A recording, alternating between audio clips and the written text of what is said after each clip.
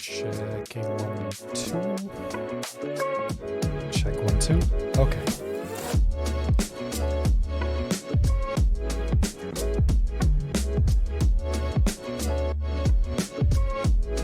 Just need to get a few more ducks in a row. Just a moment, please.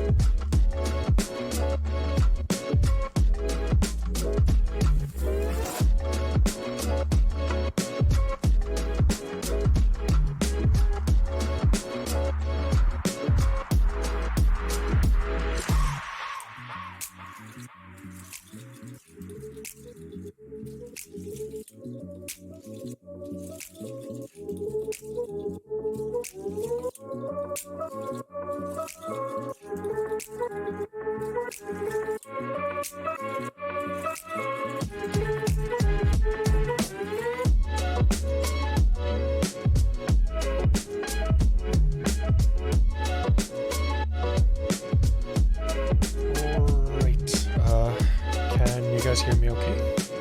I know that there's at least one person watching right now, so just like a quick sanity check before we proceed.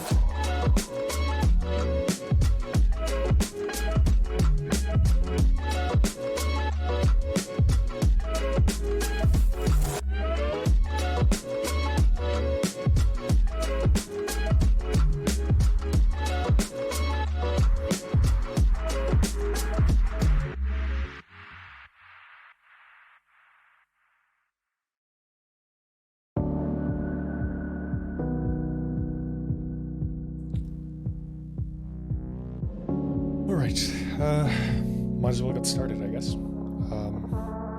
So today, I think I've told you guys already that my two favorite keyboards right now are this one, the CreateKeebs VAS60 Round 2, and the Round 1 variant as well. And if you've seen like any part of my keyboard collection, then like you know that I'm really into 60% boards. But sometimes I sort of feel like branching out a little bit. Hey, lower the music a bit. Okay, just a moment. I hope that's a little bit better. Anyway, same manufacturer. I think like 50% of my streams this year have been about keyboards from this manufacturer, so like not trying to like shill on purpose or anything, but yeah, sometimes I feel like branching out a little. So what I have here today, oh wow, it's heavy, is this guy. This is their newest board. This is a 75% board without an encoder. But yeah, I haven't opened the box yet, so we will get to experience that together. So yeah, today I'm going to be building this with Bobagum switches, lubed by Sick in the chat. Thank you very much for that. By the way, I haven't typed on linear since early 2020, I think. So should be like a nice change of pace as well. Right, where do I have a knife? So let's open it up and see what's inside. Right, and I will hit record on this guy as well. Just a moment.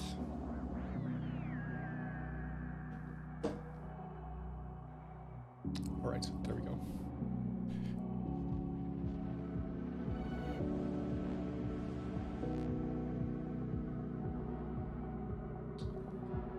Right.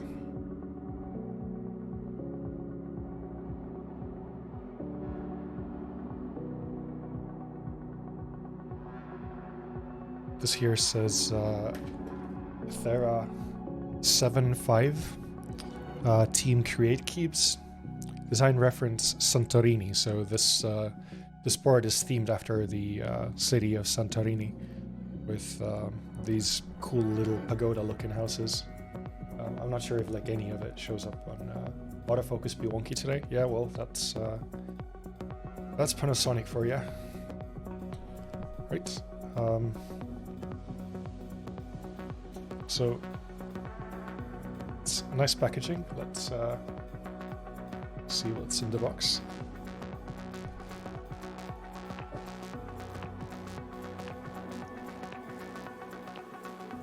Right, here we have the PCB. This does have a little sort of pagoda on the solder mask as well. I'm not sure if you guys can see that. Quite a few flex cuts, a huge one around the spacebar, which is quite interesting.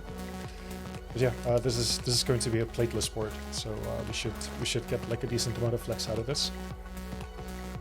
Right. After removing the top compartment, we have the board itself, and my does it look nice.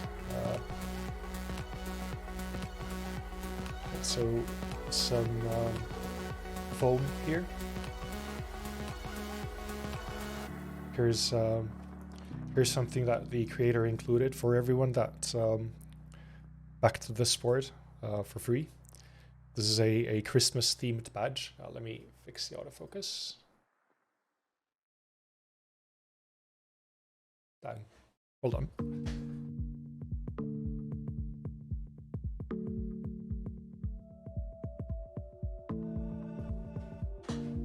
All right. So here's the badge. Why is it not focusing today? What the hell? What's going on? Is it on?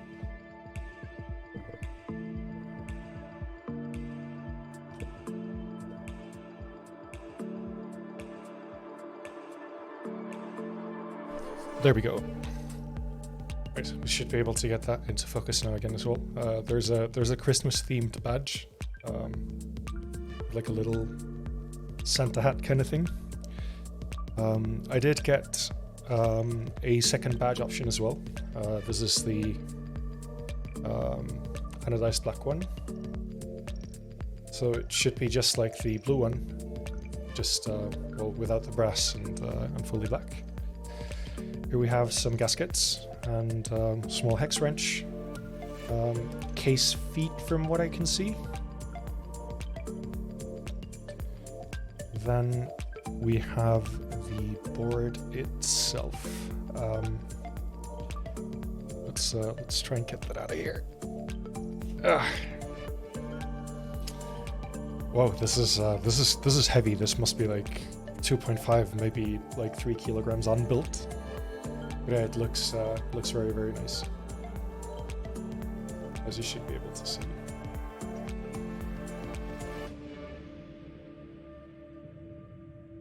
There's like plate foam, and from what I can tell, there's foam that's supposed to go in between the switches and the PCB as well, which is an interesting touch. I'm not sure if I'm going to be using it in my first build, but it's nice to have it at the very least. And on the back, we have the PVD weight. I've already gotten some fingerprints on it, but holy shit, this looks cool.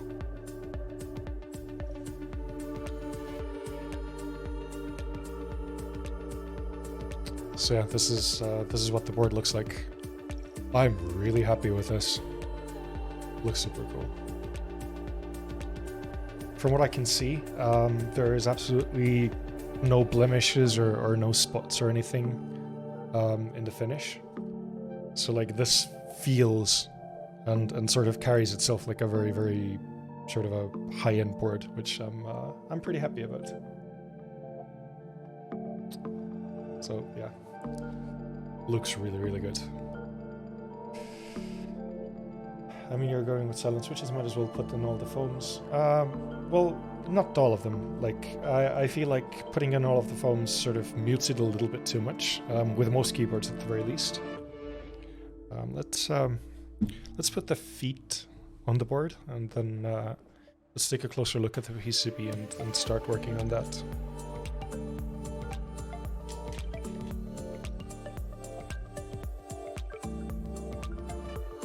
Right, so these are not your default bump-ons. Then they're like these nice rubber feet with like a very, very mild bevel.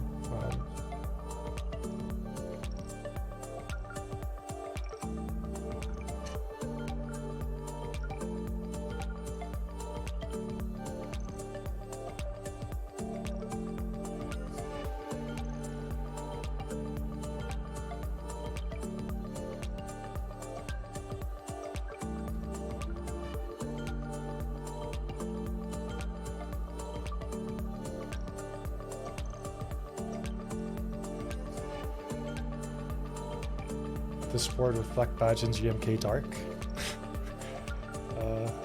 Yeah, I'm not. I don't have GMK dark, and I think I'm going to use the blue badge, but we'll see how it turns out. Technically, have time to try a few different configurations today as well, so it shouldn't be an issue.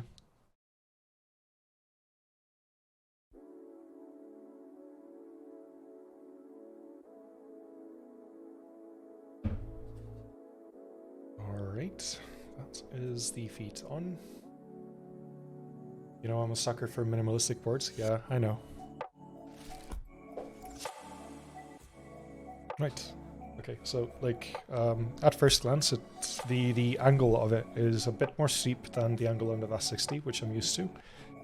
And the front height is also a little bit higher, but that is to be expected if you have a chunker of a case. Yeah, like I can't get over how nice the finish of this board looks. It's super nice, and I'm really happy with how the badge looks as well, actually. Yeah, but okay, enough of that for now. Let's put that over there, and let's start looking at the PCB.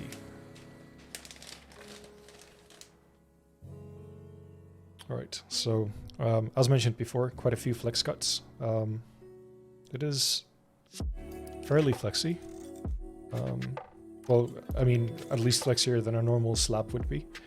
And there's like some relief cuts around the spacebar as well, which is an interesting touch. All right, it uses a daughter board, so we're gonna have to fish that out of the case. But yeah, quality looks really nice. Can't really see any diodes that have been misaligned or anything. Oh, and it even has a caps lock LED indicator. That's cool. Right, so let me get the daughter board.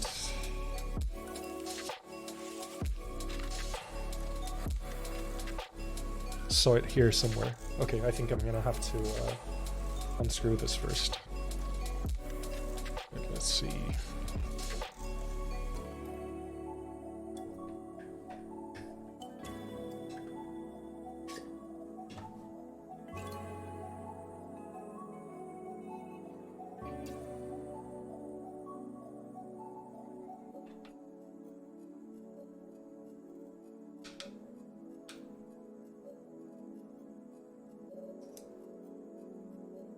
Get these out of the way for now.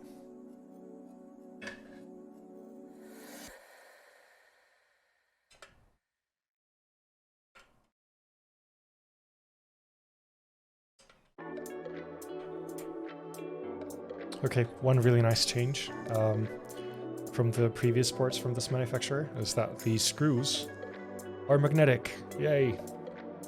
That means that they're a lot harder to misplace by accident.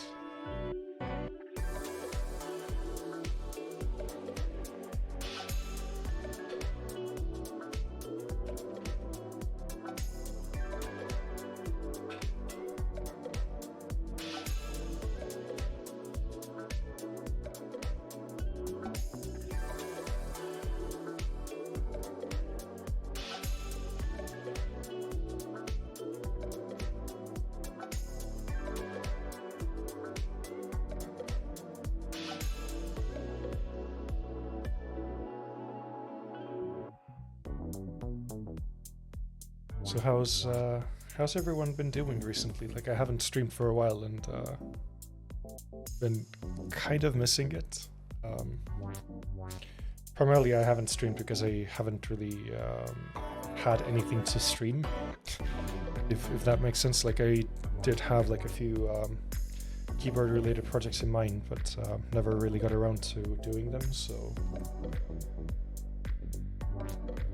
how is everyone?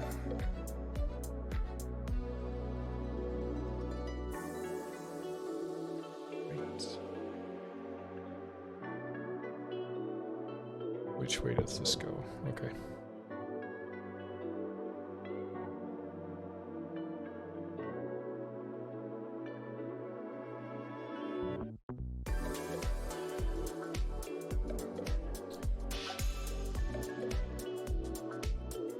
Let's give it a bit of thought, and you might buy my CU7 in January if you're okay with, if I'm okay with keeping it for you until then. Yeah, sure. I mean, if you want, you can come and pick it up whenever, if you're like 100% set on buying it. And just pay in January.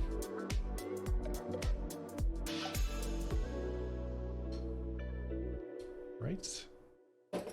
Oop, did not hear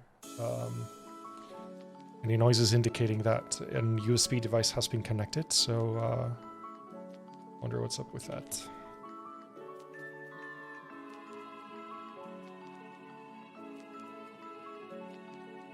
Let's see if we can maybe bridge some contacts and get some key presses to register. Bobagum said hi.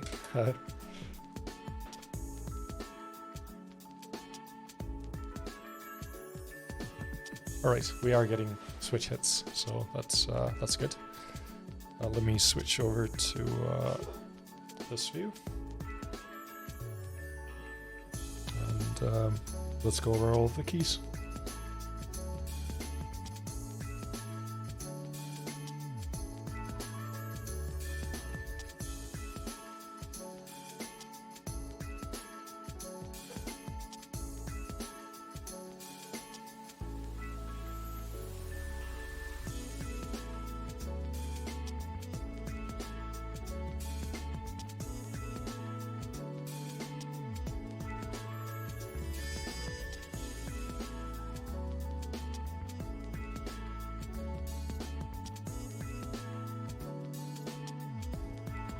Turn on key sounds as well, so that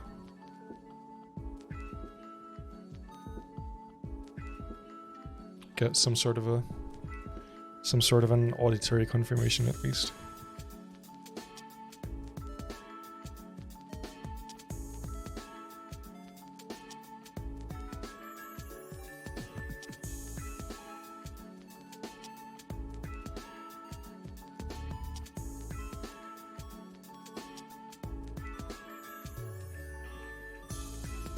Right, it looks like we have the option of building split backspace as well, but I'm not entirely sure if I'm going to do that on this board.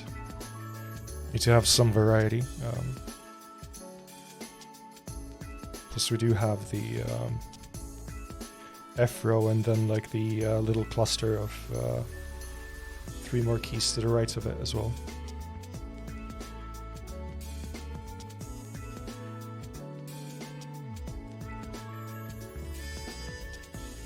Ah, see, we have a caps lock light here.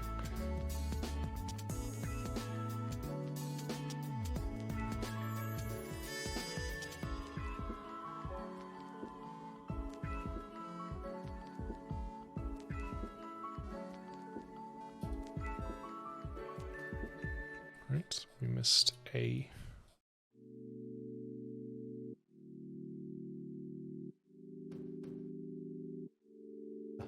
I don't know if it's you, but to be honest, split backspace only makes sense to 60% or lower. Yeah, sorta. It is kind of like a space saving / ergonomics measure, so it's not just due to like size constraints, I feel.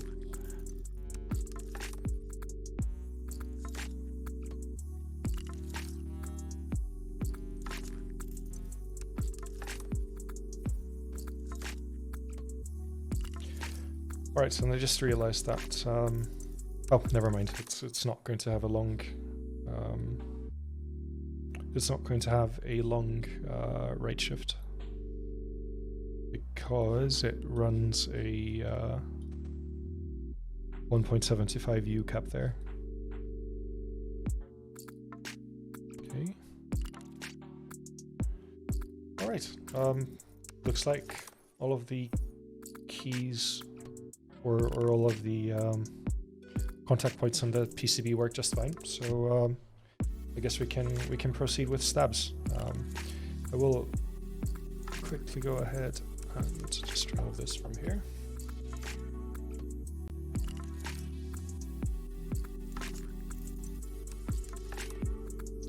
I'm not sure the daughter board that's being used here adheres to the unified daughter board standard, which is a bit of a bummer, but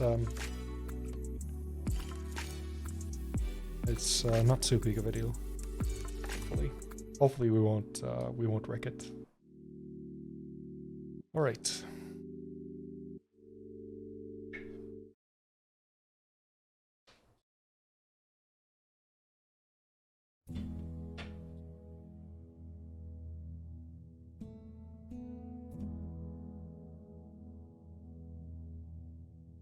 Okay, so if we're going to be working on stabs, then let me get my work surface.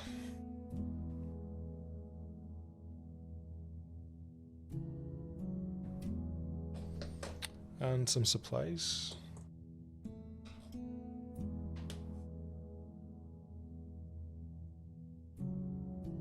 What else do we need? We need the stabs themselves, of course, but do I have like a...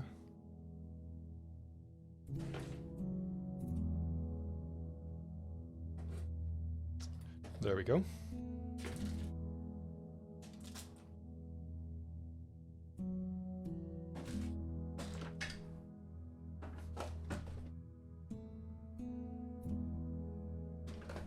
All right.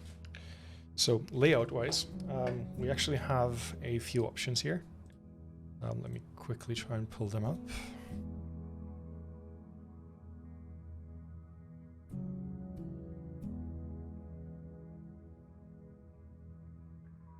Oh.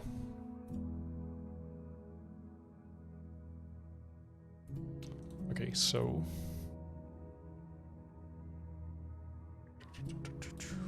here's the image that we're looking for. Right, so as far as the bottom row goes, we have the option of using a 7U spacebar. Go ISO for Ian's sake. No, sorry. I don't think the Keycap set that I want to put on here has ISO support, so that's going to be a no. I'm sorry. Right, so we have the option of using a 7U spacebar, which I'm kind of inclined to do, and that leaves us with double 1.25 on either side, with a 1U in between them. I think I prefer like the look of this bottom row visually over the other options here. And given that I don't, well, let's see. Let me quickly think about how I have my keyboard set up usually. Yeah, this will be fine. Like this is sort of going to be released friction between this and the other keyboards that I use. And yeah, no ISO this time.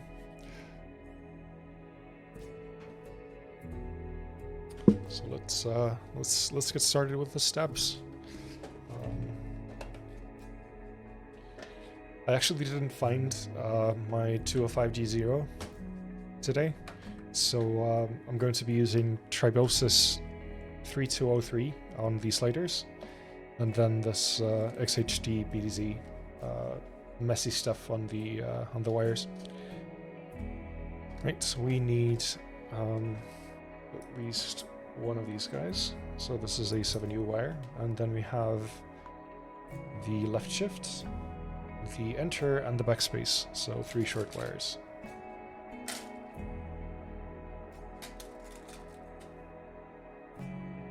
And then some housings as well, of course. Should we go smoky or clear on this one? What do you guys think? I'm kind of leaning towards smoky because we do have a black build.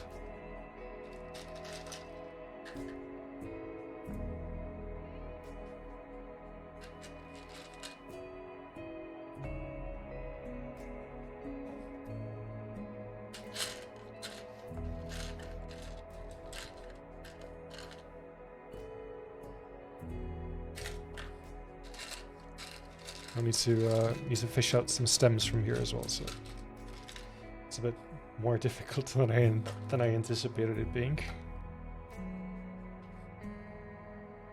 That's one pair.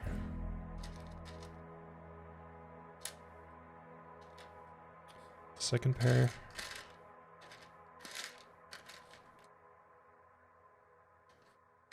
Third pair, and I think the fourth is, yeah, the fourth is over here already. And we also need some screws.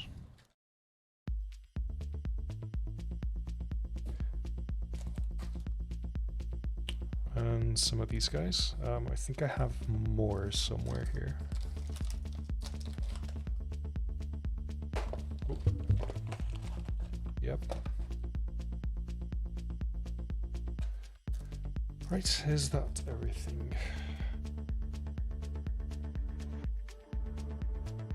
Should be. Oh, also stickers, but those I do have on my disk already.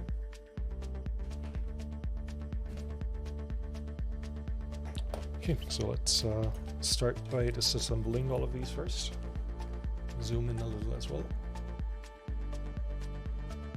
There we go.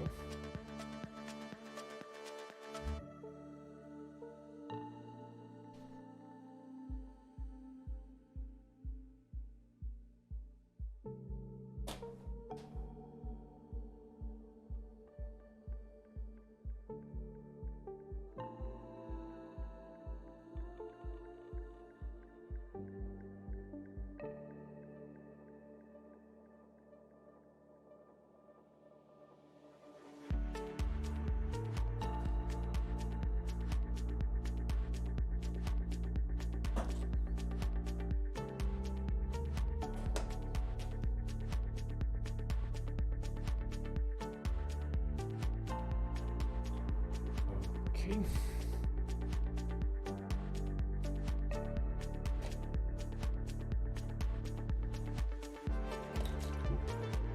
Right, so as this has sat for a little while, then like it's separated just a little bit. So let me sort of agitate it a little bit. I have this happening with paints quite often if I don't touch them for a while. Right.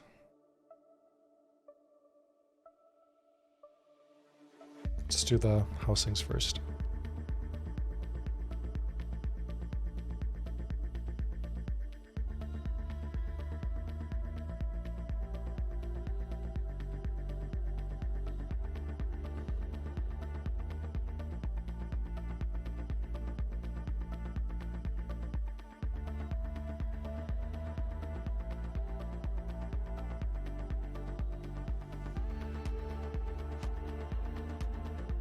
It is quite a bit more runny than the stuff that I'm used to putting in my stabs, but it's not too big of a deal.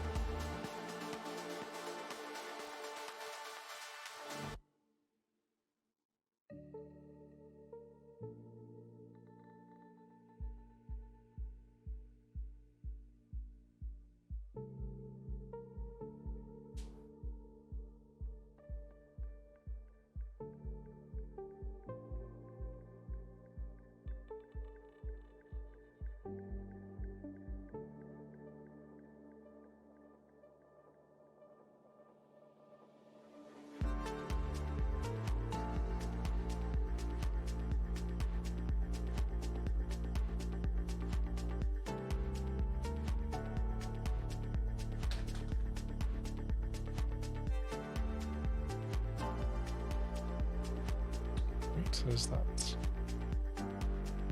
Okay, one more.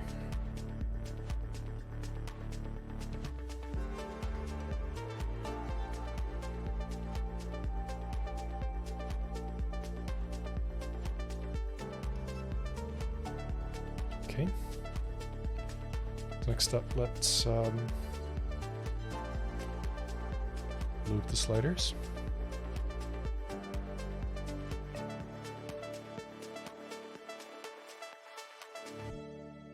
These I think are best to do holding them with some tweezers, because they are small and like to escape. Wow, they're just like one of our cats.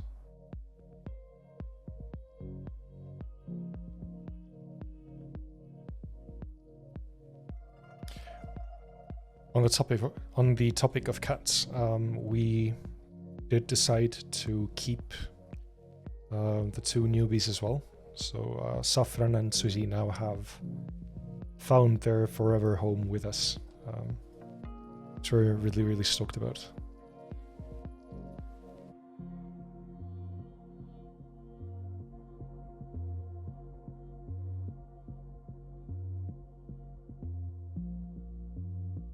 We signed some papers and we can go pick up their passports or pet passports from the clinic when we get back from the vacation.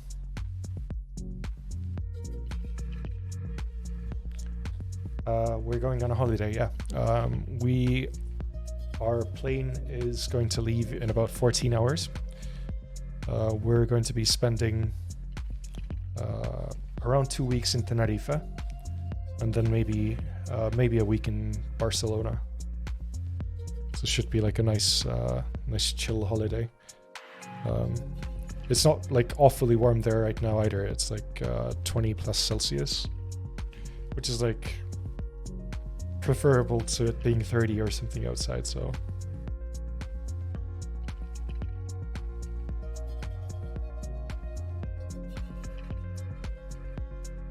definitely better weather than here. Like we've had like a really cold week last week. This week has been like warm again, so like all of the snow that we got melted and it got like really sort of bleak and muddy all of a sudden. So it's going to be a nice change of pace. We did find someone to take care of cats. Northhound is going to live here for 3 weeks. So he's a live-in cat sitter, basically.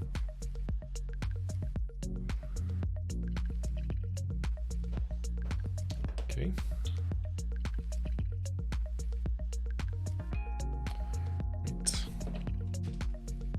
Do I have like a... Okay, this. You hope he'll take care of that Thera too. Yeah, well, hopefully. Maybe he'll want to buy it from me by the time I get back. Wouldn't be the first time.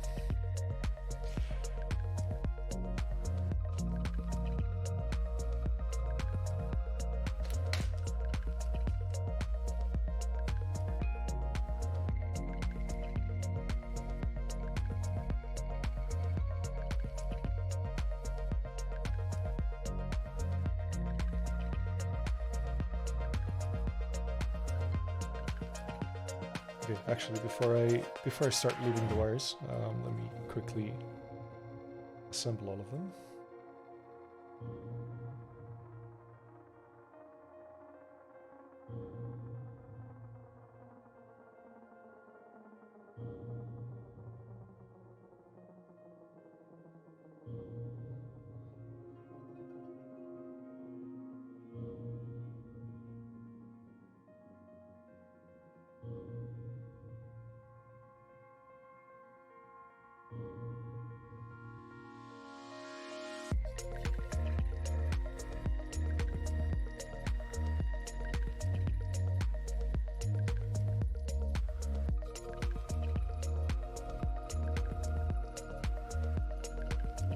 Like I'm playing random songs off of art list right now, and I feel like the random playlist slaps extra hard today. Like it's some pretty good tracks. Our lube's been in transit for 31 days now. Wow, okay.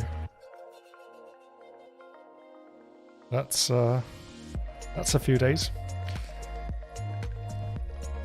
Wonder if there's like a postal worker strike in Norway, or like what's up with that.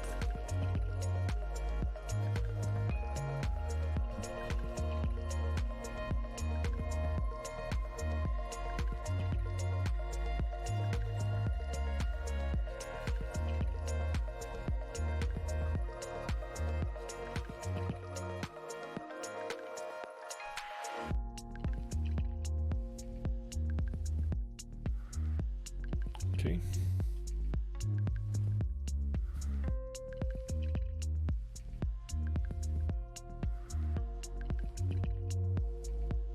Okay, so now for the wires.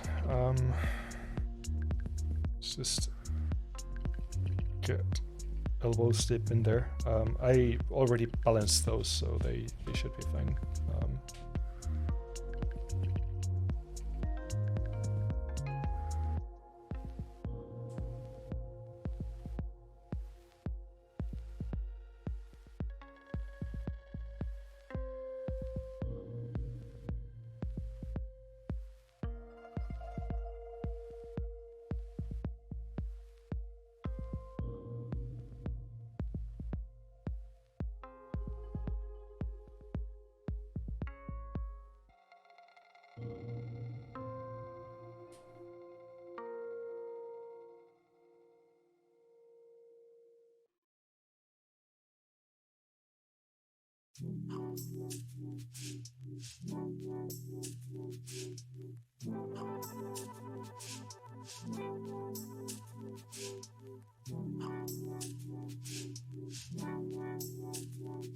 Was there?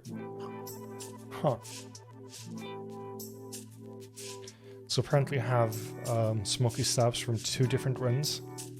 Like the way that the wire clips into the housing is a little bit different on these. Not sure the camera is ever going to focus on this, but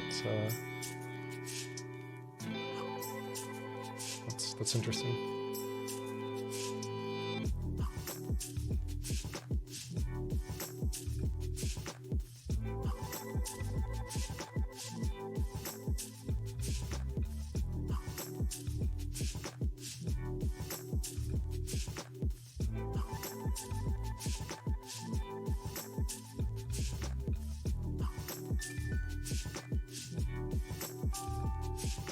Any news on Scarlet?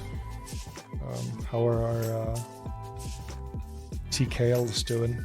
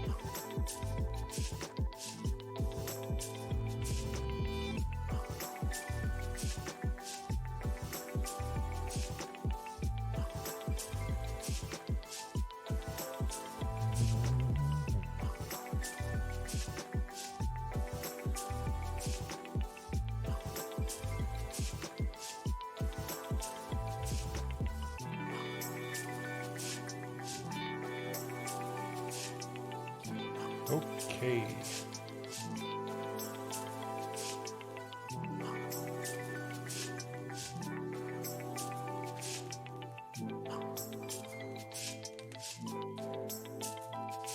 Right, so it's time to decide what I'm going to be stealing keycaps off of.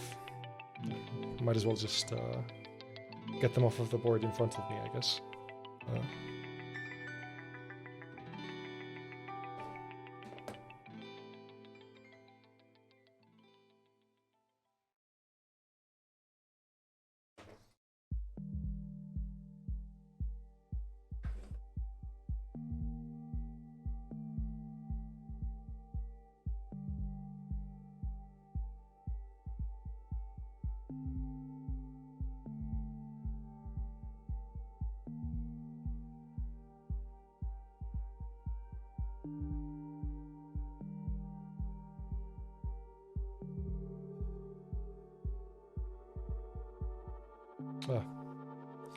I've assembled this wrong.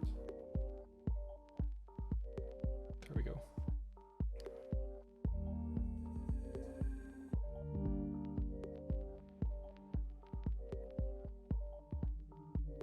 Okay, so it's the outermost cutout.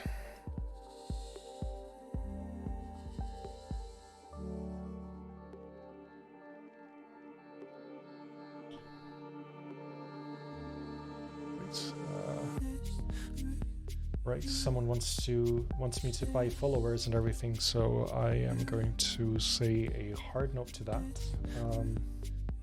How do I ban someone? There.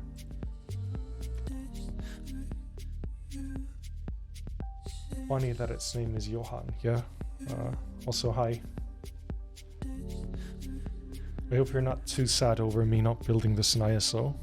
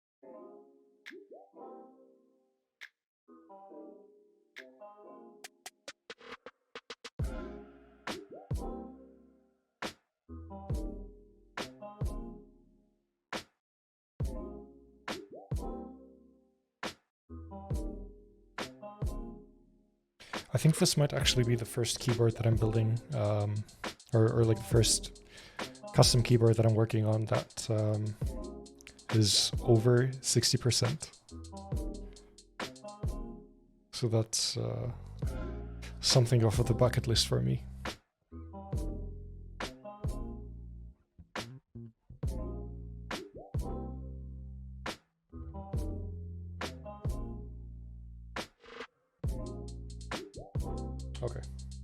sorry, the layout is like messing with me a little bit, so used to looking at 60% PCBs.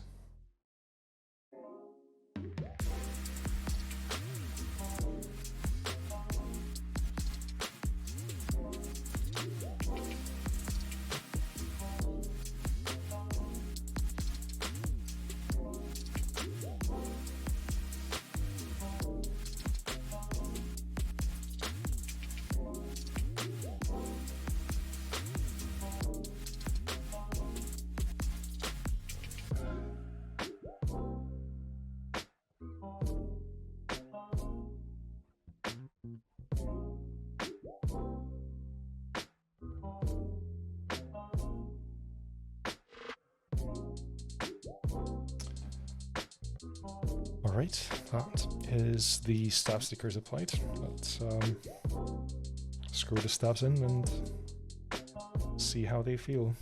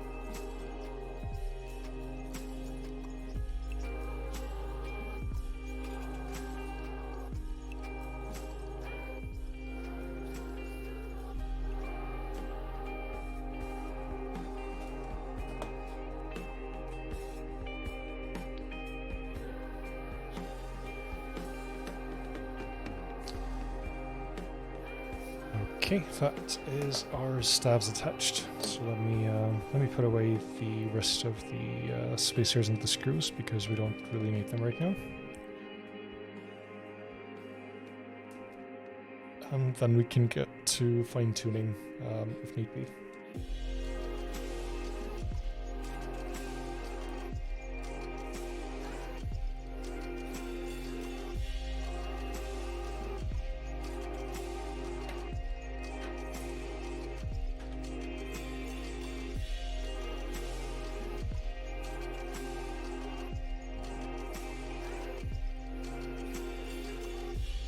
I swear I had a switch puller somewhere here. There it is.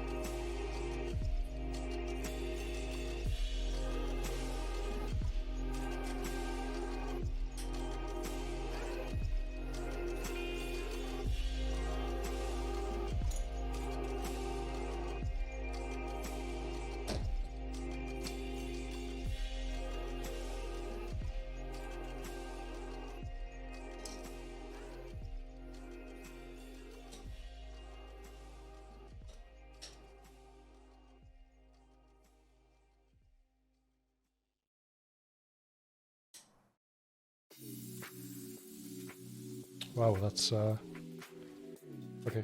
I'll tell you about what exactly that feels in a bit. Let's get the other keycaps on as well first. I want to see if it's just a spacebar or.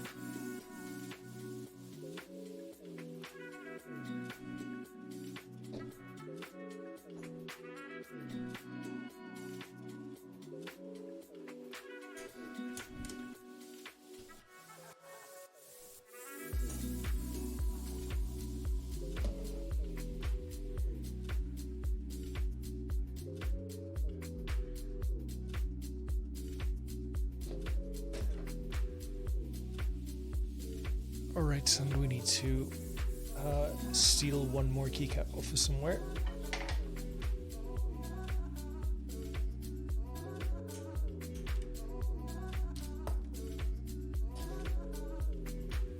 Let's get the cutest one within reach.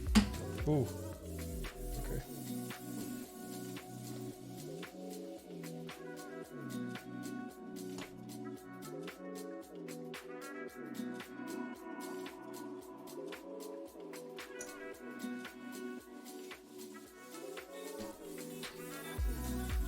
Right.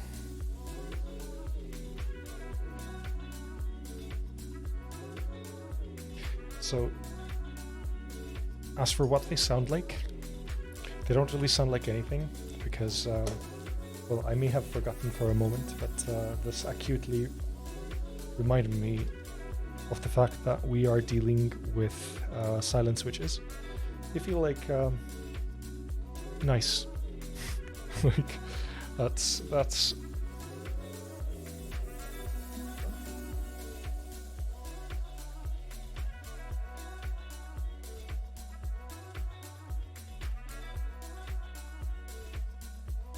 okay.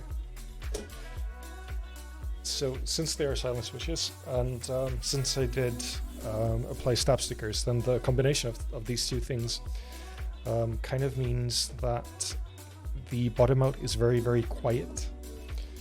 So what I was checking for was ticking or like rattle or anything of that sort. Right, you leave for a bit, might be back in an hour or so. Share your opinion on the lube job later. Yeah, sure, will do. I will deliver the harshest criticism that I can. I mean, I've touched a few and they seem like consistent. Like I'm not sure I could do a better job, so don't worry about it too much.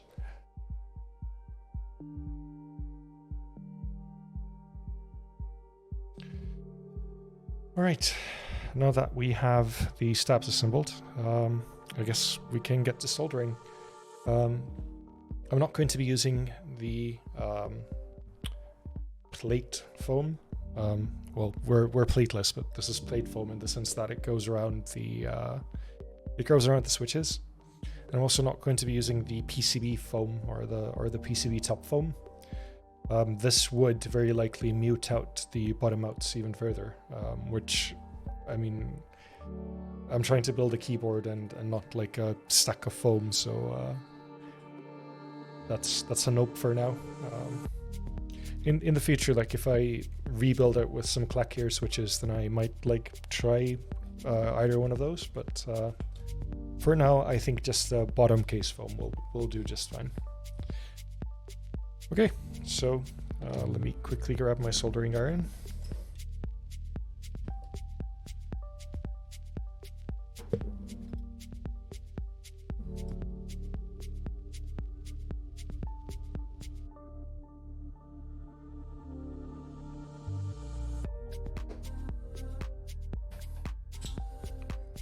And we are heating up.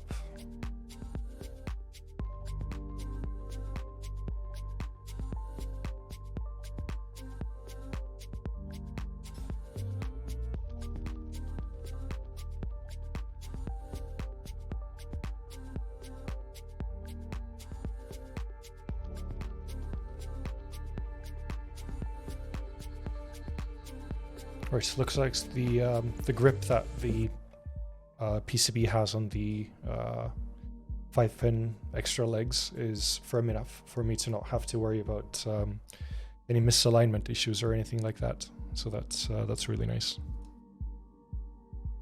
Let's do the bottom row first, and then see what we're gonna do next. Okay, so we're positioning these. Right, so this one is a little bit loose, but I'm pretty sure that's primarily due to the hole on the right side being fairly loose because of compatibility. So we're gonna have to pay special attention to that. That's sort of gonna fall out if I try and put that in there right now. So okay, let's do these ones that we know stick, and just take it from there.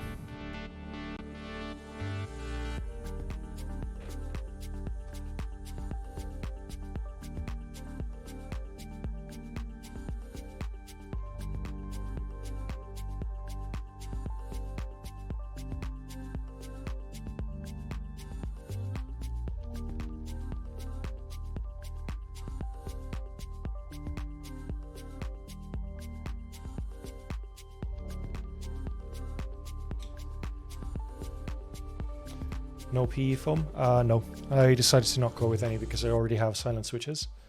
So I don't want to make it even mushier than it already will be.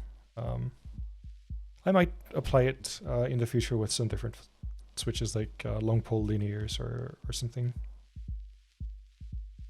but not right now.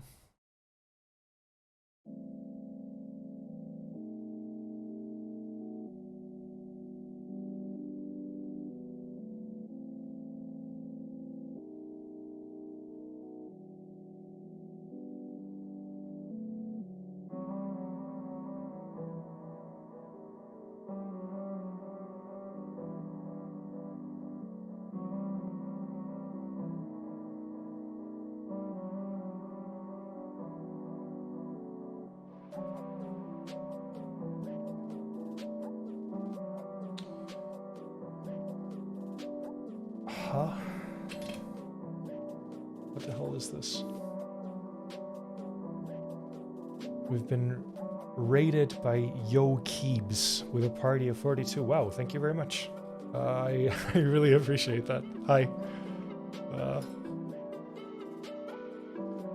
What's up? What brings you here?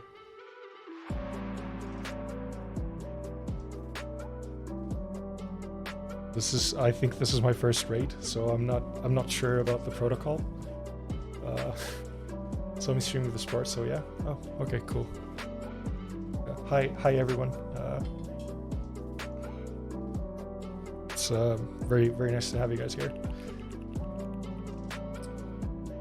I don't have the bot command set up, but I can tell you what I'm building. I'm building a CreateKeebs Thera 75 with Bobagums, lubed by one of my viewers, one of my good friends. And for keycaps, we're going to be using GMK Modern Dolch R2. And for stabs, we have Durock Smoky Gray version 2, or well, a mix of version 1 and version 2 actually, as we found out. We have some new follows as well. Irascible Cat, BM Player, and Mr. Spock. Thank you very much for your follows. I really do appreciate it. Man has an HHKB and a trackball, that gets a follow for sure. Where the hell is my trackball? Okay, it's over there. I haven't turned it on for a little while because the battery ran out and I couldn't find the micro USB cable. But the HHKB does see use every now and then. Even though I do kind of lean towards keyboards that have USB-C, because, well, that's the cable that I have on my desk usually.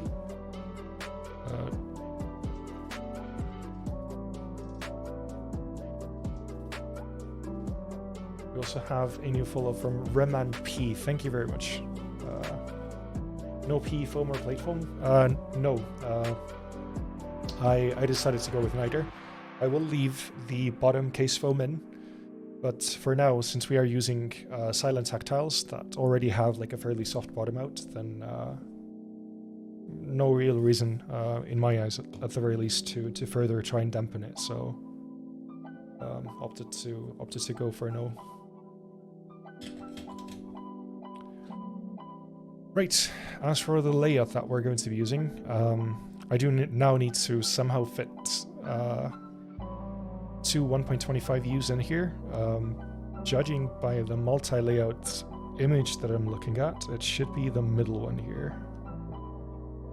But let's just go ahead and solder one of the legs and then just check for alignment with a few keycaps.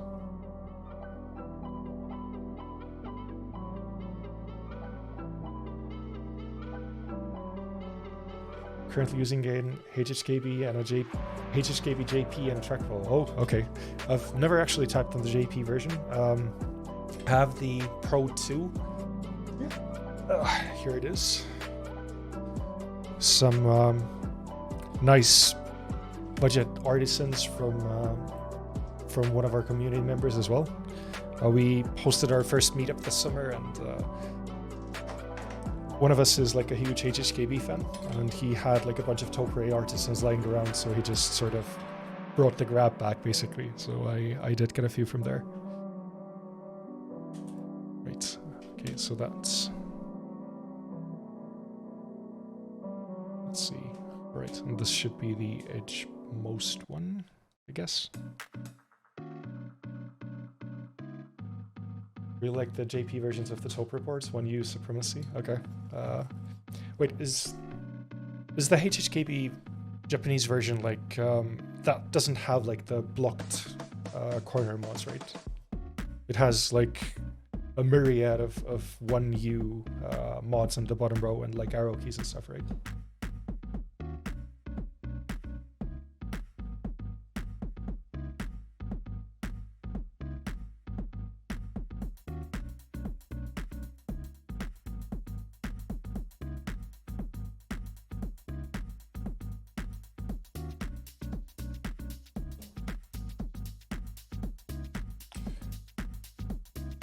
For our right side mods, we need to use this one. Doesn't have the blocks, yeah, everything but the spacebar on the bottom is 1U and the spacebar is 2.5U. Wow. Okay. Yeah. Okay, that does ring a bell. That is a wild layout. It has the ISO enter as well, right?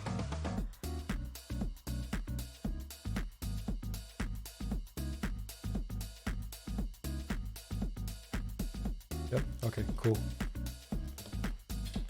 That's that is a keyboard of a brave man.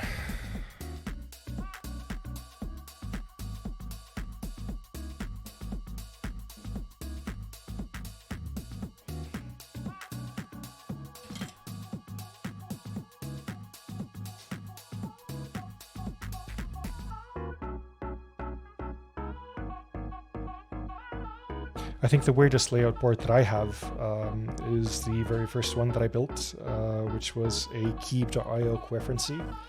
I, for some reason, built it with arrow keys because, well, it was my first custom, and like, who uses a keyboard without arrow keys anyway, right? Little did I know what was about to happen to me. Right, this one's crooked.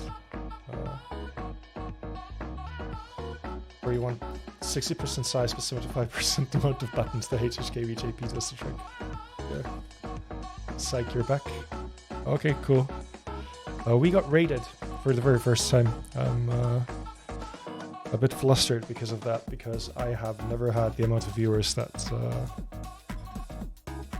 I saw there for a moment. Right, we need 1.25U mods. Let's grab them off of this guy.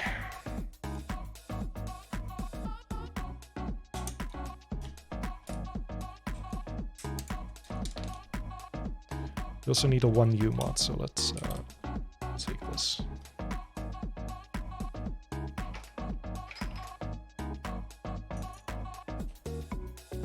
Definitely took some getting used to, but you're a huge fan now. Yeah. Like 3 Keycap keyboards, don't have the Keycap so far for this build. Yeah, that was the third actually. But I just want to make sure that the bottom row spacing is correct. This is my first like non-60% board, so like the layout is throwing me off a little like visually. Right, so this side looks fine. Let's check the right side as well. Yeah, looks good.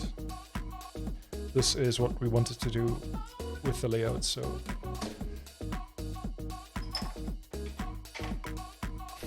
I'm actually not sure the list of keyboards in my channel description is up to date. So it could be that like you're going to see some boards that I don't have listed throughout the stream. Wait. Okay. I think it was like this. Do I have a Discord? I do not, but feel free to like drop a link in the chat. I think I have them enabled. You can try.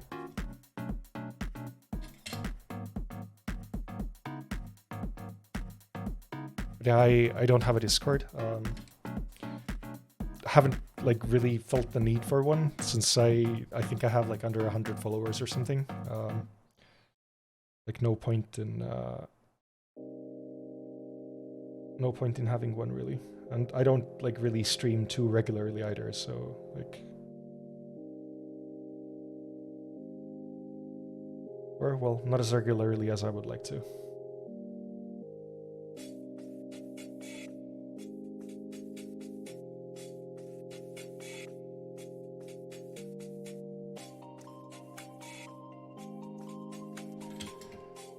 Right, so we have a picture of BM players' HHKB setup, so let's take a look at that.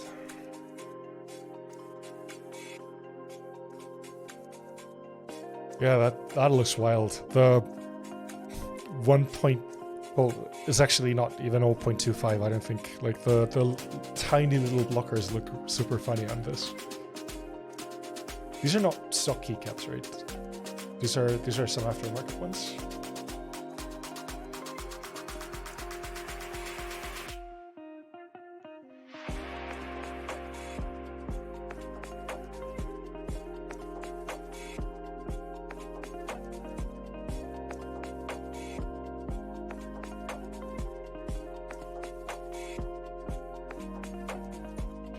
Hypro cap salvaged off of a Hypro 108. Okay.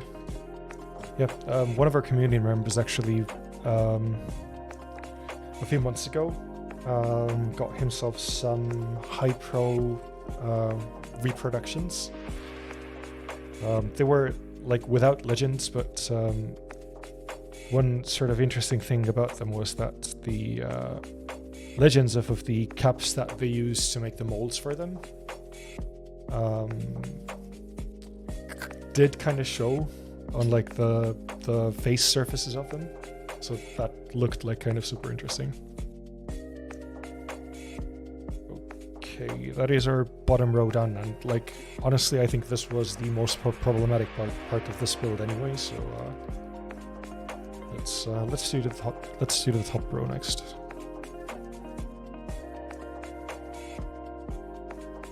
Is it the KBD fans ones? I'm not sure if it was the KBD fans ones. I think it was like some sort of small run custom ones. I don't remember like the maker, unfortunately. Could like look it up off of our local community Discord a little bit later, but I'll do that. I'll do that a bit later.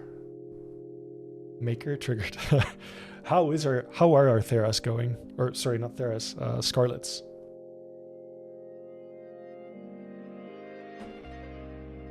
You're a bit surprised more people haven't made Repro High Pros, honestly. The original ones are at a ridiculous price now, and there is definitely a market. Well, yeah, well, like, there have been some, at least. Right, the Maker Scarlets are being recoated, they're getting black camo. Whoop.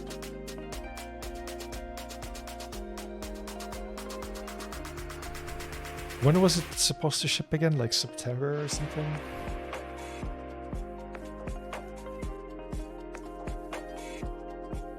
August to September, yeah. Like in his defense, I think a few did ship then. But like just a few, I guess. iPro 108 USC to salvage them from are all over $1,000 now. So there's a good opening for people to make them. Yeah.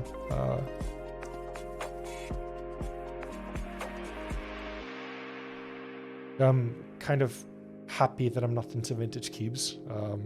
Otherwise, I know I would end up paying like some absolutely stupid amounts for some rarities that might not even work, or that like are sort of on their way out PCB wise. Not that there's like super much that can go wrong on a keyboard PCB. Oh, we have a guest appearance pending. This is Susie. He's our pet now.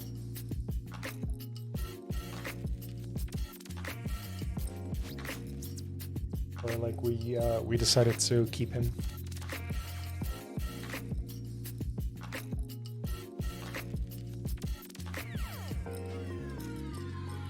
Black cats for the win. Hell yeah.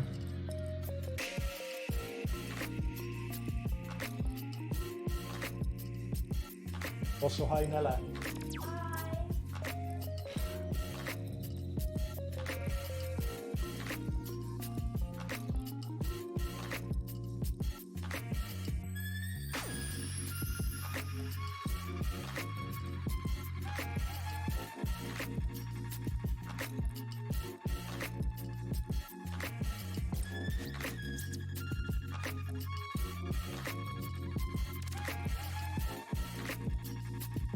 Yeah, in case you didn't hear, sick, Nella said hi back.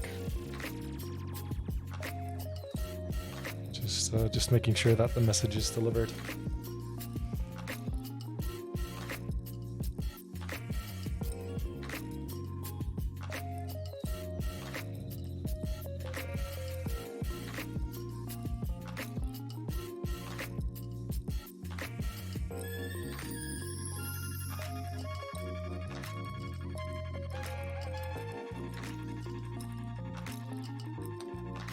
Exciting? Hi, welcome to the Scat, Scotty. What is exciting? What do you find exciting? The cat or the keyboard? Curious what color my Thera is. It's black with a PVD coated bottom weight, and I think I'm gonna use the blue badge. Although I did get like the black one and the Christmas one as well. At least initially, yeah, I'm gonna use the blue badge, and then once I get back from my vacation, I might rebuild it with linears, depending on how I feel about the silent tactiles. Oh, thank you very much for the follow as well, by the way. I really, really do appreciate it. Right, I did miss a few chat messages. You don't even want to think about Scarlet. You were kind of hoping it was going to arrive at Christmas, but now you just don't care. It'll happen eventually. Yeah, I've been in enough group buys to sort of take that approach with pretty much everything, unless I need it like super fast for some specific purpose. Taupe ray gets really expensive really fast when you want to get into certain customs. Yeah, I guess like it's probably like a fairly small niche.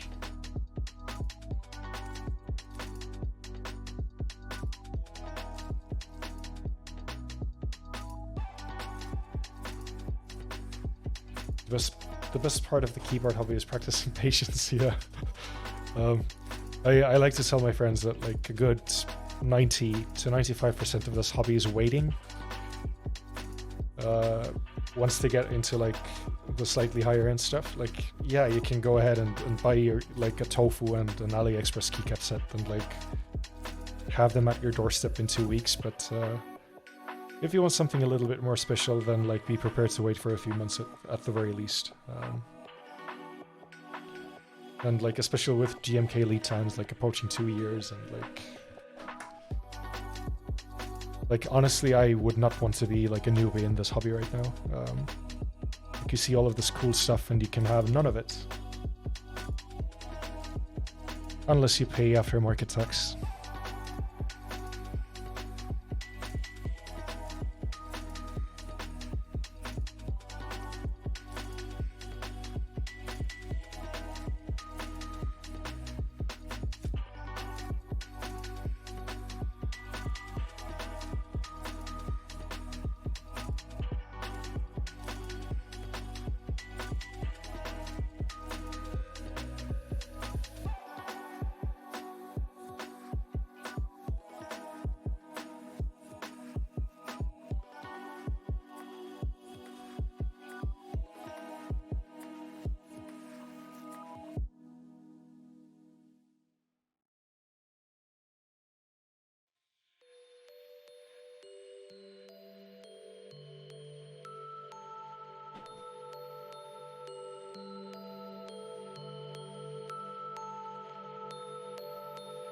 Double-edged sword for sure. You got into it like 9 years ago and information was very scarce and options were very limited.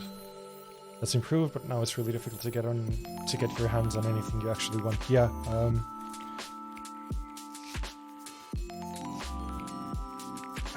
like I feel like a part of the problem is people actually being willing to pay aftermarket prices for some of this stuff as well. Like if you sell something, it's only going to be worth as much as whatever someone's like willing to pay for it. So like people whining about like, I don't know, like older GMK sets costing like $300 or something, and then like going ahead and spending those $300 are just sort of contributing to the problem, I feel.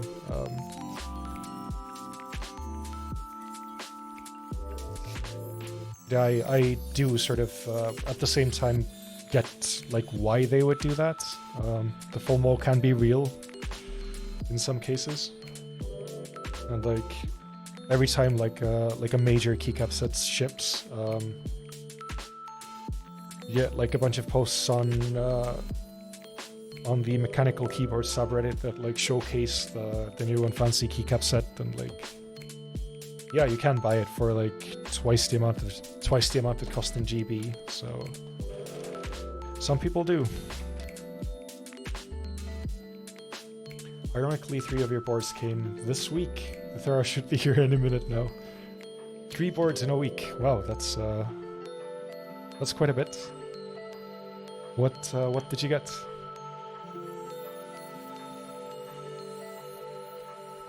I don't mind so much aftermarket prices, but it sucks how many people just buy sets to resell them. Yeah, like I have some opinions on that as well. Like with things that are not exactly limited, like GMK sets, for example. Like I mean, it's an open GB. Like no one's gonna stop anyone from buying one after the like 1000th or whatever set has been sold, right? So like the people that want them can still get them because it is an open, unlimited GB basically. What I do kind of take an issue with is people jumping on first come first serve group buys or in stock sales, and then like immediately once the thing arrives, like putting it on aftermarket for double the price. That I don't think is a very cool move at all. Because like you're basically screwing someone else out of a chance of getting someone that they have been looking forward to for a while, and like for like I don't know, like $100 of profit or whatever. Like it's not cool. A lot of people just buy stuff to profit off of. Yeah. I mean, I have sold a few things for profit as well, but like I've never. I don't think I've like joined the GB with the sole intent of like flipping whatever it is that I'm getting afterwards. Like I think I got into GMK Crimson Cadet Extras like on a really sort of at like a really sort of opportune time. Didn't pay that much more than the GB price for them, and like since I had them laying around because the red was a little bit too intense for my tastes, then I decided to sell it. Checked what it sold for, and was really surprised. Right, so you got Mr. Suit R2, Jelly Epoch of a friend, and a Thera 75. Okay. That's the Jelly was like a 75% board as well, right?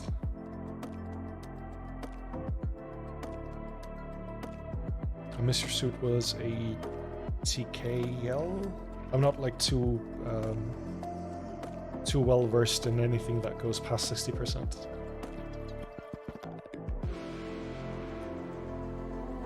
So I sell a lot of rare Alp/top race stuff to people I know who will use and appreciate it for at cost instead of aftermarket usually. Yeah, that's actually something that we've sort of been harboring or trying to encourage in the local community as well. Like we've had like a few sort of hot GMK sets available for like a really good price or like at GB price locally, and like the sort of somewhat unwritten rule there is that like you don't buy stuff for like a friendly price just to flip it. And thus far, like people have stuck to it, and like I don't think we've had anyone like buy, I don't know, like GMK Ashes for GB price and then like selling it for 300 euros on the aftermarket or anything. So that's pretty nice.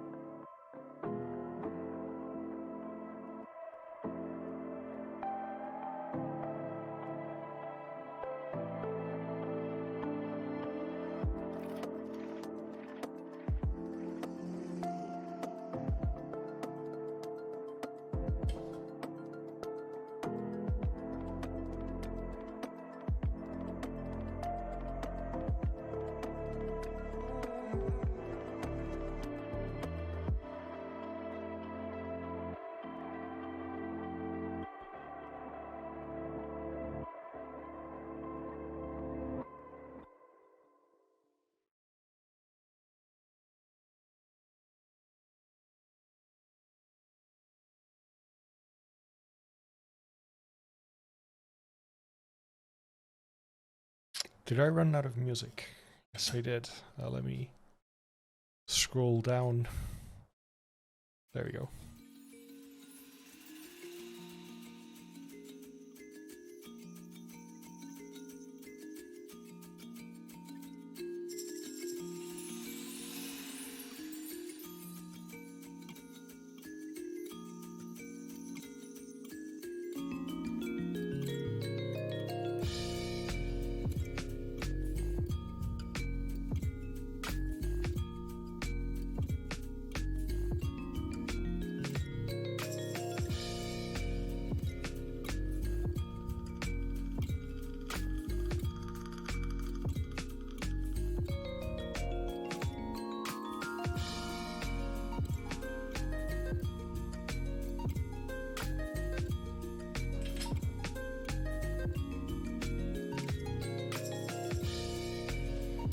What I'm wondering, I noticed the caps lock LED.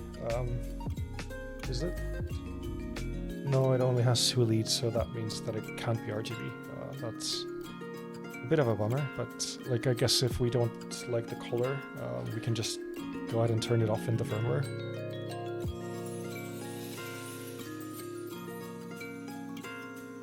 It was like some kind of slightly orangish red, or yellowish red, or I don't even know. I don't even know what to call it. One option that I kind of wish this board had is a step caps lock. Given that it does have like some slightly different options for the bottom row and for ISO and split backspace. But, you know, whatever. It's not too big of a deal.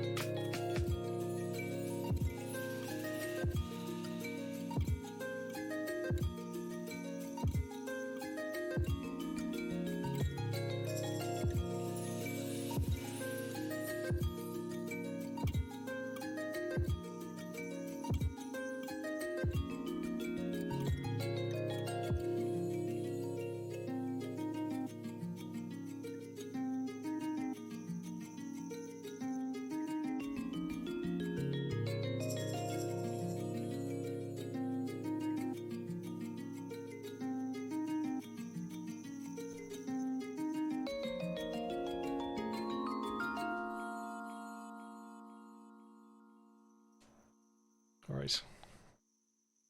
This needs a little bit of special attention.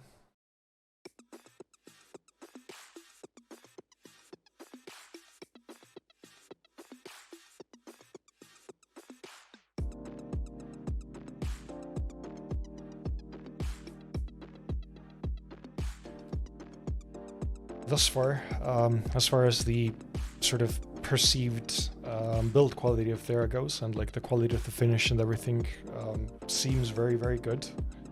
I'm not like shocked by it or anything, because I do have 2 other CreateKeebs keyboards, and like I am very, very happy with the finish on all of them.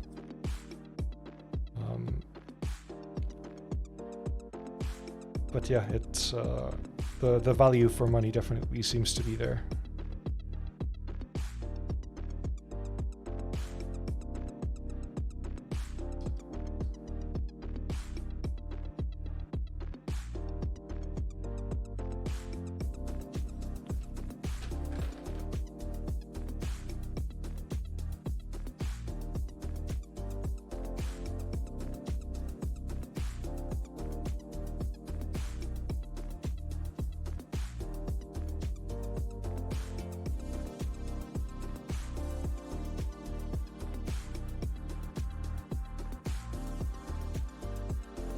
And we can solder the spacebar last. It doesn't really want to stick currently because of the cutouts, but we'll deal with that a little bit later.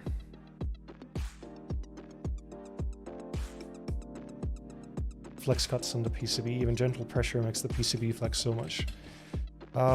Yeah, it's like. I think it's like best illustrated if I do it like this. It definitely does have some flex. I'm pretty excited to try it out soon. First, we need to finish soldering it though. But the typing experience is superb. You want to try it out for sure. Yeah, I mean. I am going to be away for the next 3 weeks or so. But if you want to like drop by after that and try it out, then like feel free to.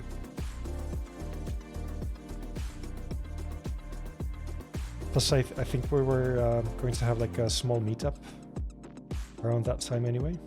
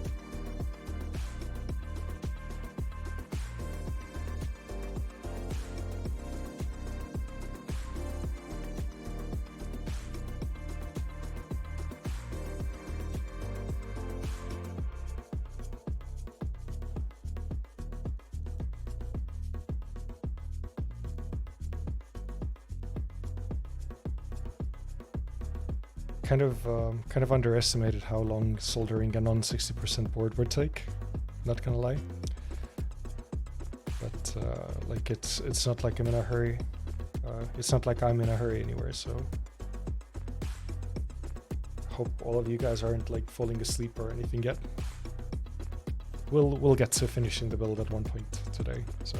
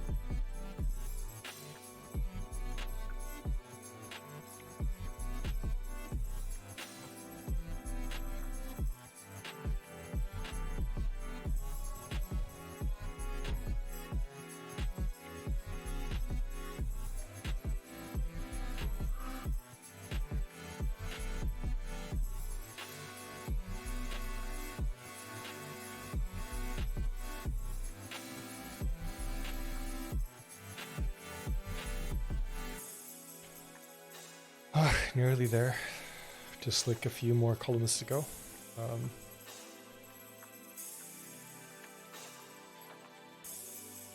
Sorry for being a little bit quiet. I just sort of fell into this kind of a rhythm.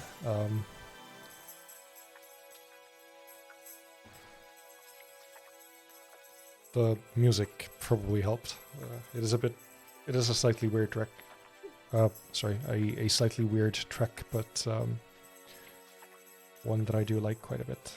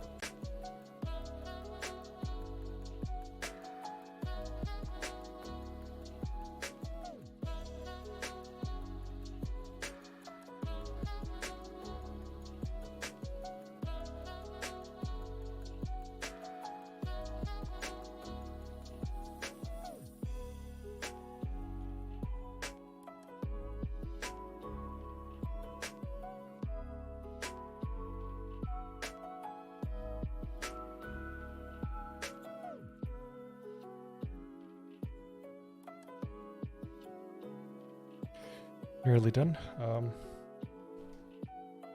2 more switches to go from what I can tell, plus the backspace. Since that was a little bit finicky.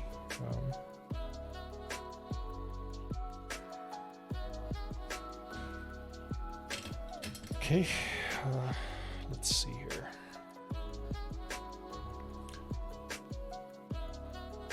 So I'm gonna need to like, whoop. Nope. Since the plate doesn't really hold it, and since since the PCB doesn't hold it super well, and since we are plateless, then like getting this lined up just right, unlike at least one of the legs soldered, is like a little bit tricky. We'll figure something out.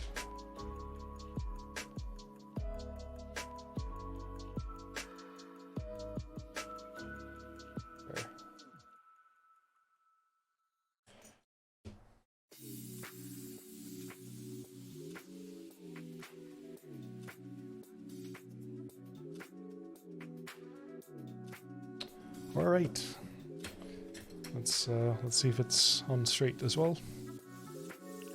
Looks like it. Ah, we have a new follow from Tianylw. Tianylw.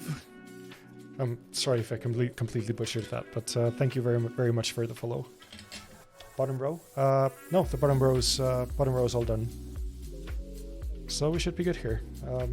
Yeah, let's, before I unplug the soldering iron, let's go ahead and just quickly test whether all of these solder points work.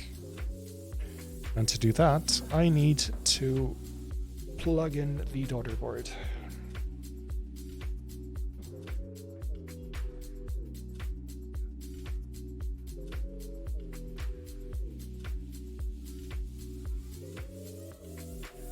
Gonna leave soon. We'll miss the assemble build. Yeah, don't worry. I'll post a picture or something. Plus, like I think I'll upload like the VOD at one point as well. Maybe not today, or like maybe not tomorrow, because tomorrow we're gonna be in transit. But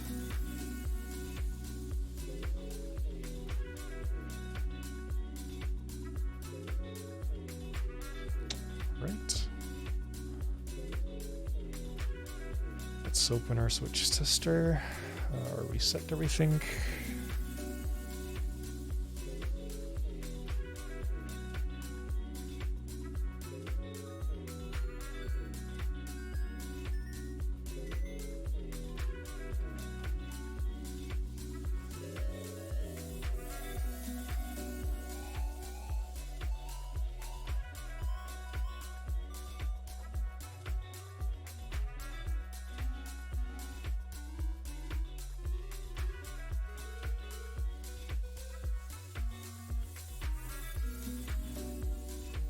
Okay, so this is the caps lock LED right here.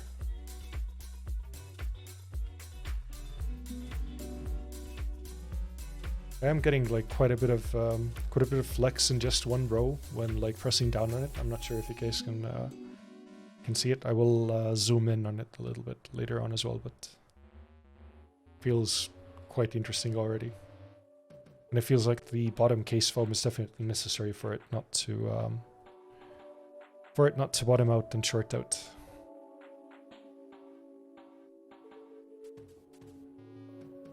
Alright, looks like everything works. So let me quickly unplug the soldering iron.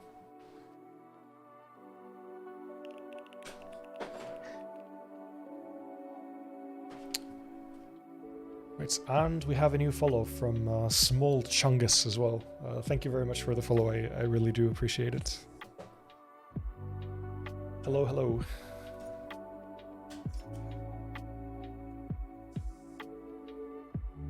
Okay.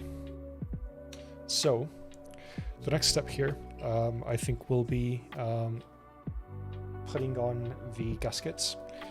And while those can go on both the PCB and the case, I think I'm going to go with the case because in the event that other PCBs will be available in the future, I would like to leave myself the option of swapping it out.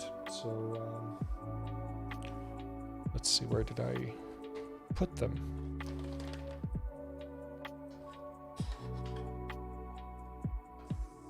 For those of you that weren't here at the start of the stream, these are the 2 extra badges that I got. This one was sent for free to everyone that ordered the Thera, and this one I got as an extra. And the main badge on the top half of the case is blue, but we'll get to looking at that in a little bit. Okay, here's the gaskets. Yeah, as said, I am going to be putting mine on the case. Thank you very much for the follow, Lux Cables. I really appreciate it.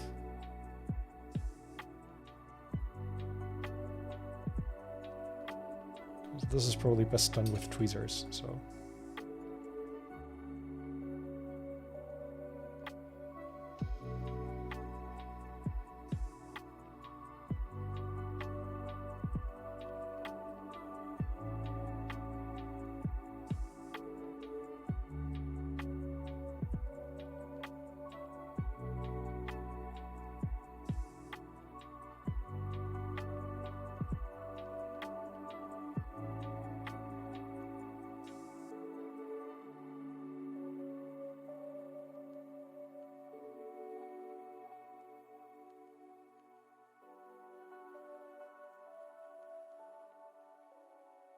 Oop.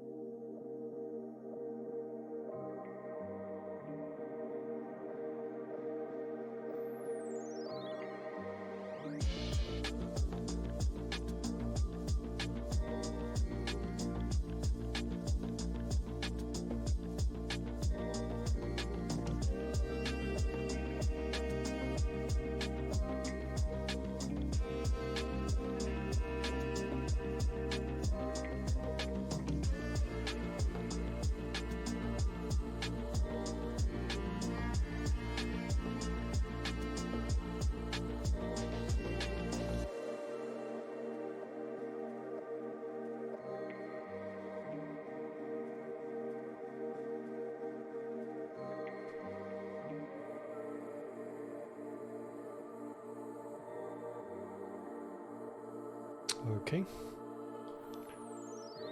There are these 2, well, actually just one, the small corner tab as well that has these little separate gaskets. So I'll apply those as well. Oh, this one doesn't really want to come loose from the backing.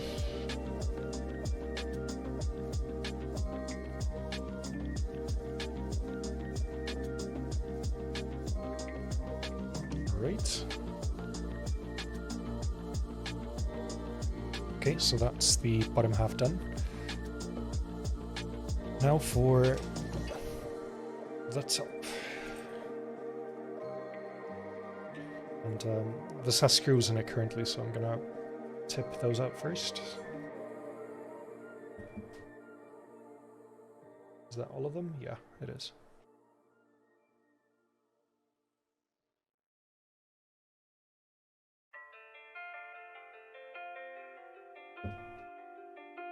And as you can see, then there's like these nice divots where the gaskets are supposed to go. So installing these is going to be much easier than on the VAS 60, for example.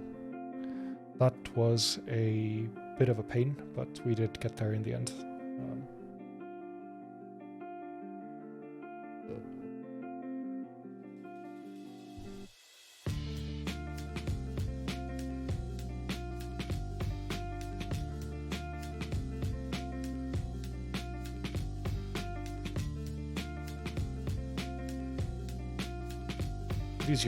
These are easier to apply by hand without the tweezers, because they need to go in this little, I don't even know what to call it. I don't know the technical term for it, at least. This little cutout. Let's call it a cutout.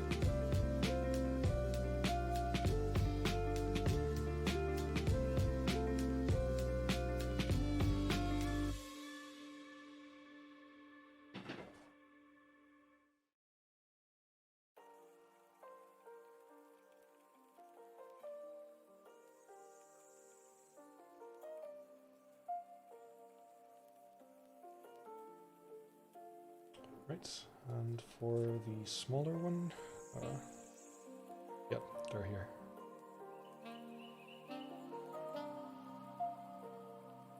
I am happy that they decided to include some extras as well, so that like if some of these gaskets get messed up during installation or whatever, then like there's a backup.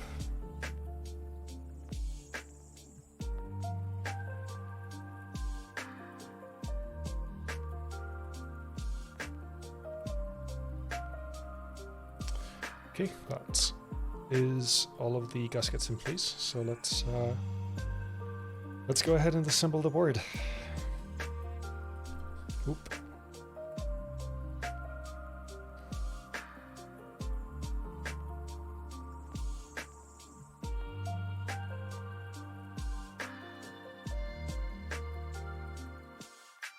Ah, I have the top the wrong way around.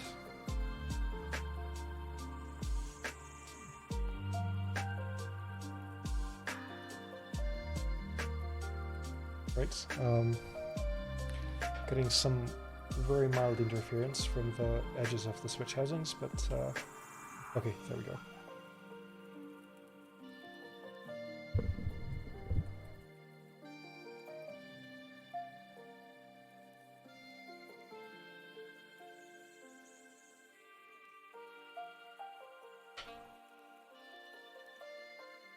What I think.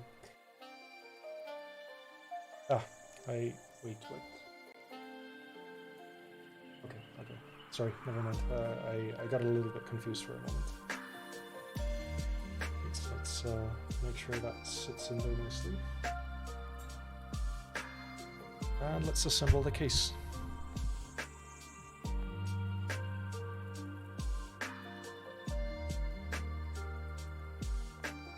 I'm not going to tighten them immediately. I'm just going to get all of the screws in and then go around and tighten them, just to leave space for any sort of last minute adjustments or stuff of that nature.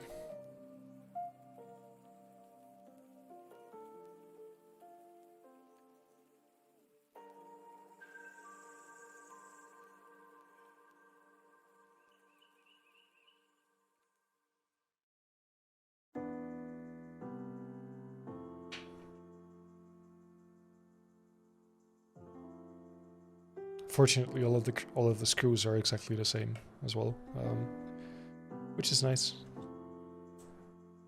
There's no need to have like 3 different screwdrivers when assembling this board.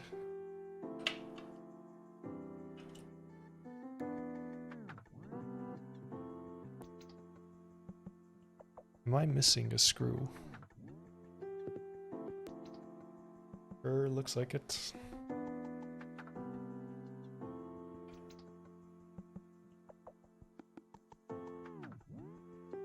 Let's see. If I can't find it right now, then like I'm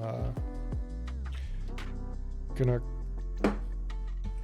call it for now, as far as like looking for it goes, because I don't want to spend too much time on it.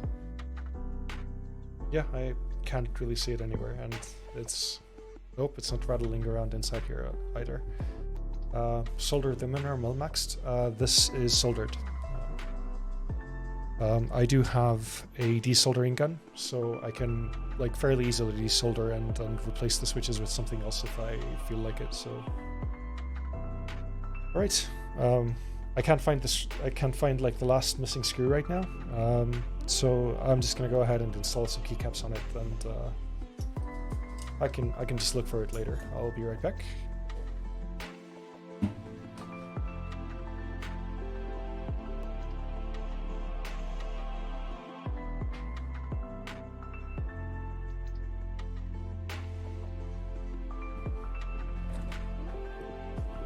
Alright, this is the keycap set that we're going to be using. This is GMK Modern Dolch R2. Soldered is good, but nothing beats the freedom of tuning stabs and changing switches with mil-max. Alright, so like the issue on this board, at the very least, is that this is a plateless board. And if I were to mil-max it, then that would mean that the switches would pop out super easily, because there's nothing outside of the mil-max sockets sort of holding them in. And that is not something that I super want. I have had an acrylic board with a... What about the 2 prongs? Well, those are primarily for alignment on the Z-axis, or like sort of lateral alignment. And like they don't do much in the ways of holding the switch in when you're pulling off keycaps, for example. So like that's why I prefer soldering over mil-maxing. And like honestly, with the desoldering gun that I have, like getting rid of them takes like 20-30 minutes. So like it's not too big of a deal. Okay. So we are going to be using some keycaps from the additions kit, or well, I mean, it is a part of the base kit. How many cycles does a PCB have for desoldering and resoldering? I would say it largely depends on technique. Before I got this desoldering gun, I did like pull a few tabs on a few PCBs, but I mean, if you're using the desoldering gun properly, and if you have soldered it properly in the first place, in the sense that you've properly flowed the basically that you have enough solder between the switch legs and the PCB, then like it takes maybe like a second of contact for each solder point. So basically you're fucked. Not necessarily. Just like if you pull keycaps, like you might remove a few switches, and it's like can be a little bit annoying, but might not bother you. Like I'm not sure. Like I don't know how you live your life. Right, this is what the set itself looks like. I think I'm going to go with a similar sort of layout of the accent colors as I have on my VAS 60. Planning on using a nylon plate with the Thera. Okay, that's probably going to hold them in a lot better. So in that case, like, you don't really have anything to worry about. And we have a new follow from the Sterkste. I'm really sorry if I completely butchered that. But I do very much appreciate the follow.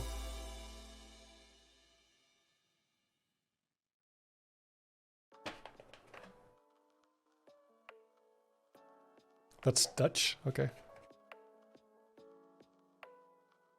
I'm not going to try and pronounce that again. In the fear of pissing off my Dutch viewers. I think there's like 2.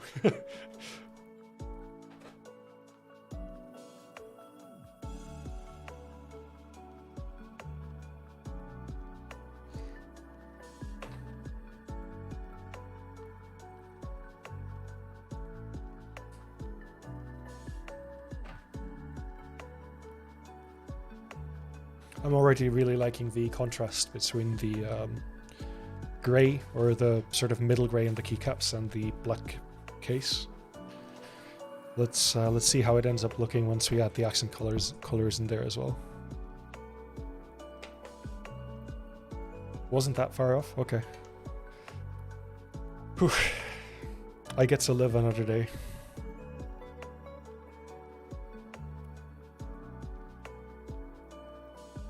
Nice badge.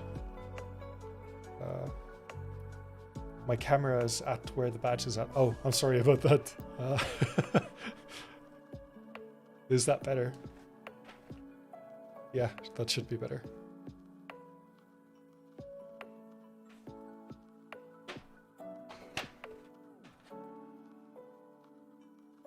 My face is better. Aw. You know, I've decided to take that as a compliment.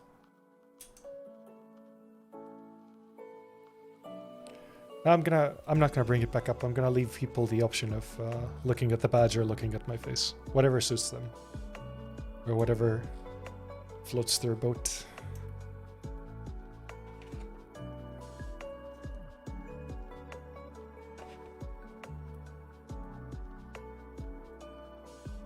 They're making me blush.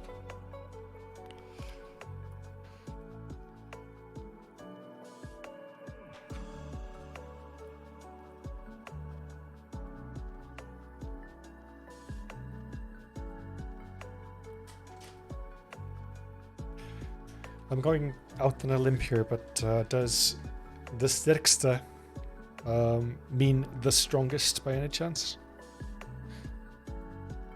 Because I do know a tiny little bit of Swedish, and I think stark was strong. Yeah? Okay, cool.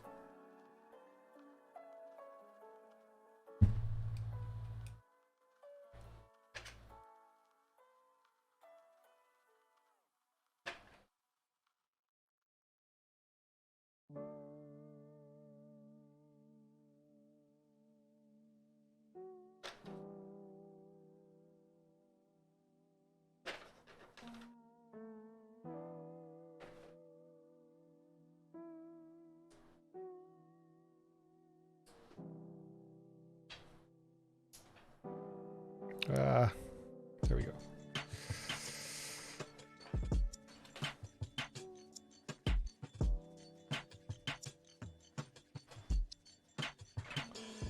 The Swedish people talk really slow. You can understand about 30% of what they say.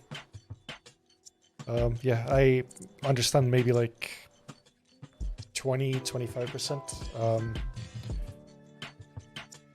When I was a wee boy, or like when I was 18, I dated a Swedish girl for a little while. I like spent a few weeks in Sweden, and like I am naturally fairly decent with languages, and like it sort of felt like a weird soup of German and English to me. So like picking up on it wasn't too difficult. Yeah, Estonian is Finno-Ugric. I would say more Finnic than Ugric, definitely. So like our language sounds like somewhat similar to Finnish, for example, and we do share some words with Hungarian as well. But like the differences there are like much more steep than the differences between Estonian and Finnish.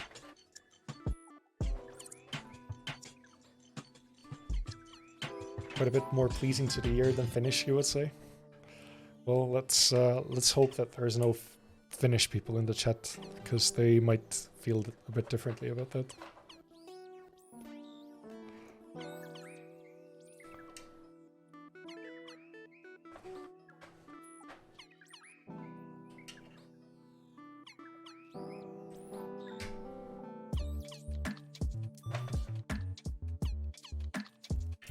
Also, weren't you supposed to, like, go do some other stuff?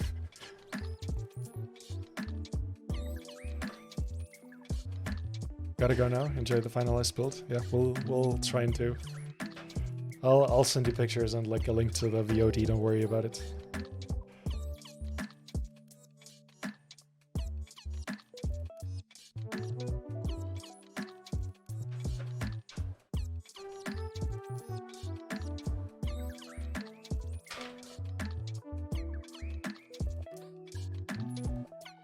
Let me zoom out a little bit as well. There we go.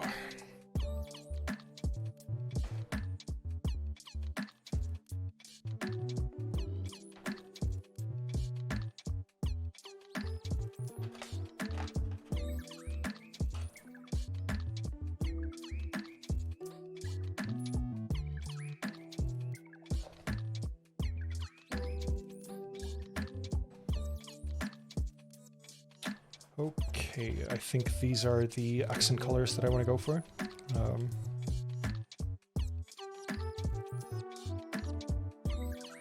What else do we need from here? These guys.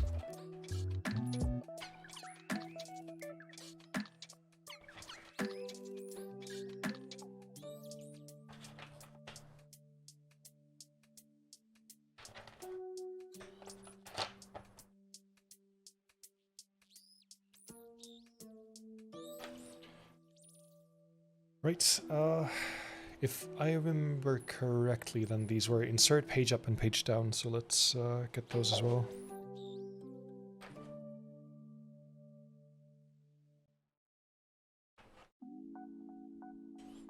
I haven't really had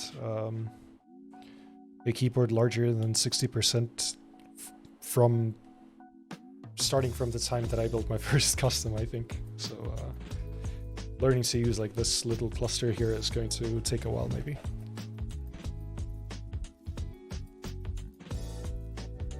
Alright, and from this kit, we want the long spacebar, definitely.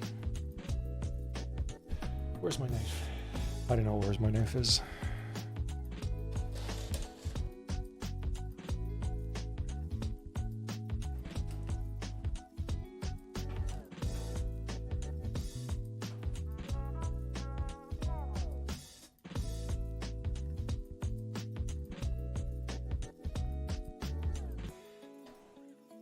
Okay, we want a 1U win key.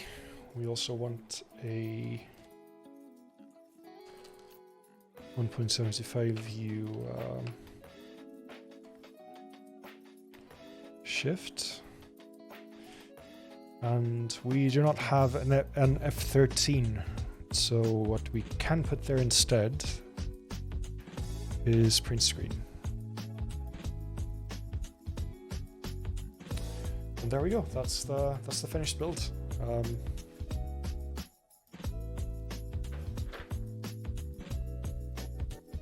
So before we get to the typing test, for anyone that wasn't here in the start of the stream, which is most of you probably, this is the CreateKeebs Thera 75.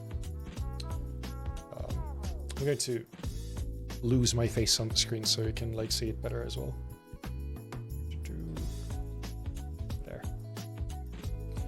So this is the CreateKeebs Thera 75, a plateless gasket mount board with some really nice finishing touches, like this this little badge over here. I think this is PVD titanium and brass, if I'm not mistaken. And on the back we have a reference to the inspiration of this board's design, a Santorini style kind of a pagoda on a PVD weight. So yeah, it's quite a nice looking board. Feels very hefty, feels premium. So without further ado, I guess we can do a typing test. Let me zoom in on that a little. And grab a cable.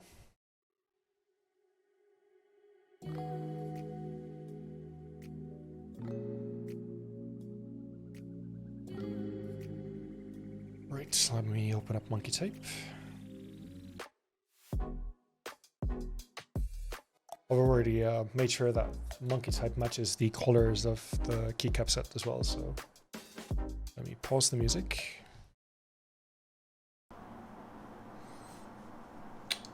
And the desk microphone should now be on as well, so here goes nothing.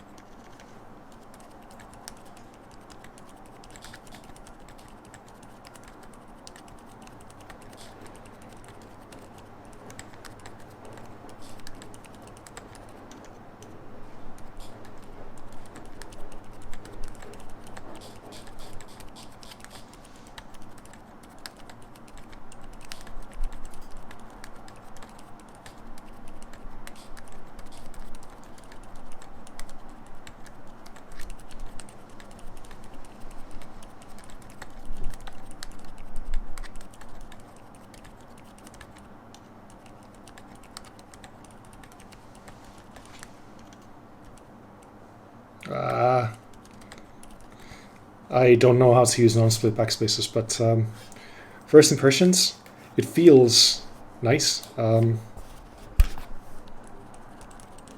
It's very, very quiet. Like the combination of the silent tactiles that I put in here and the flex and the bottom of the case foam makes it like nearly completely silent.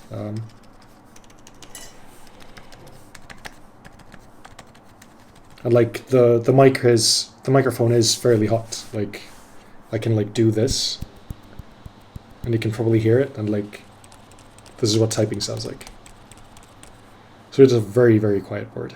I'm quite happy with it. The layout is going to take some time getting used to because, well, for the first time in like 2 years, I have arrow keys again, which is going to be a little bit weird to adjust to again. Let me turn on the... All right, so yeah, I'm happy, very happy with the feel of the board, and like it looks really, really nice as well. It's nice and hefty, pretty much exactly what I expected it to be, and like the QC on this is very, very good as well. Like I wasn't able to detect any issues with like interference between the keycaps and the edges of the case. I wasn't able to detect any blemishes in the anodization. The PVD weight looks amazing. Like the badge looks really, really good. Like there's nothing really to complain about here. So yeah, I'm very, very happy with it. I will very likely be recording some sort of a slightly more in-depth sound test for this as well at one point. Let's see here. Okay, now the face cam is back on as well. I will very likely record some sort of a sound test and get some additional B-roll of it, but that's probably going to take me a little while because I do have a flight leaving in 12 hours and I'm going to be away from home for 3 weeks, so maybe you guys can expect a video about this board after that. Right, I think that about covers it for now. Thank you everyone that joined today. I'm really happy to see some new faces in the chat as well. Thank you everyone that sort of pitched in and was thinking along with me, and see you in the next one. See you next year, and I hope everyone enjoys their holidays as much as I will. So Bye, guys.